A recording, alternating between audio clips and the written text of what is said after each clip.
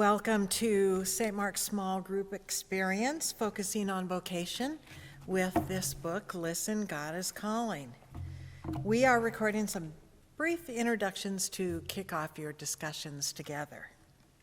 It's my privilege to begin with the first chapter titled The Sunday-Monday Split. The author, Michael Bennethum, has spent many years studying the struggle for people to connect their worship and congregational involvement to their daily lives throughout the week. It seems that many Christians have a hard time considering things they do outside the church building as being part of God's work in the world. When I first came back to this synod and was the solo pastor in a small congregation, I had a series of conversations with a member about this. Darla, not her real name, Darla came to talk to me when she needed to change jobs. She was a delightful person with sparkling dark eyes. When she smiled, her whole body, it seemed, lit up, and her laugh was a joy to hear. For several years, Darla had been the head cook at a local elementary school. She loved cooking and the challenge of providing nutritious food that the kids would actually like and eat. Darla knew most of the names of the children and had some knowledge of the family situation for many of them. The kids, I'm pretty sure, really knew that she cared about them. After many years of hefting heavy pans around, Darla had developed severe carpal tunnel syndrome. She had to have surgery on both wrists and had been told that she could not go back to being a school cook. So Darla came to see me and told me she wanted to know what she could do next that would be serving the Lord. I tried to explain that her years of feeding and loving school children had been serving God, but she didn't really buy it. Serving the Lord meant doing something really special, something that felt more holy.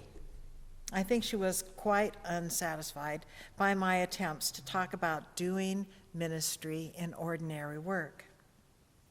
Darla found a job as a tour guide at a nearby state park and historic preservation site. I heard from another member who was her boss that she was so good at what she did.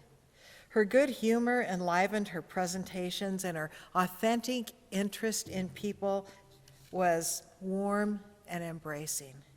Darla talked with tourists about their travels, their hometown, their families, their work. There were also groups of school children who came for tours and again benefited from Darla's attention. But Darla came to talk to me again about finding some way to serve the Lord. I tried to point out all the ways she was caring for and encouraging people in her current work. She could not see her work as a calling from God that she was fulfilling. Maybe because jobs like hers were not highly valued or did not give one much status. And so she felt those could not be understood as callings from God. Maybe I was using too many church words, like you will be considering in another chapter. Being so recently out of seminary, perhaps I said things like discipleship and vocation and the priesthood of all believers. If so, I only deepened the rift she was experiencing between what Darla heard in church and what she considered her daily work. One more time, Darla came to talk with me about needing to find a way to serve God. She had quit the job as a tour guide so that she could take care of her 2 grandchildren, allowing her son and daughter-in-law to both then work full-time. What a gift that was to her family, to give those children the daily love of a grandparent and to give her adult children the security of knowing that their kids were given good care.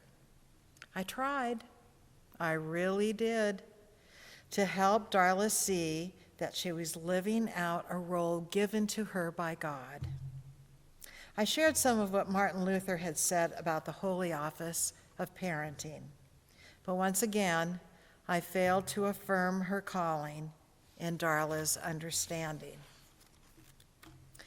How difficult it is for us to realize that the roles in which we work, the relationships in which we live, and the spending of our leisure or volunteer time, how difficult it is for us to understand that we are given these situations by God in which to live out our faithfulness to Jesus by loving our neighbors. Perhaps we think that if we are not verbalizing it, telling our coworkers that we are following Jesus' teachings, telling our families that we are doing the Lord's work, that it doesn't count somehow. Can't we conceive of God calling us in the ordinary things of daily life? One of my favorite callings is as a grandmother. Of course, most of you know already that I love being a pastor. Being a grandmother, though, is so important in a child's life. I was shaped by the gift of growing up with grandparents nearby. I want my grandchildren to know that there is someone who loves them deeply, no matter what. I'm not always completely successful in showing them unconditional love. Still, I believe that the Lord has called me to give them understanding and guidance and joy. It is a holy calling that is as ordinary as can be. What ordinary living out of your life is a blessed calling from God.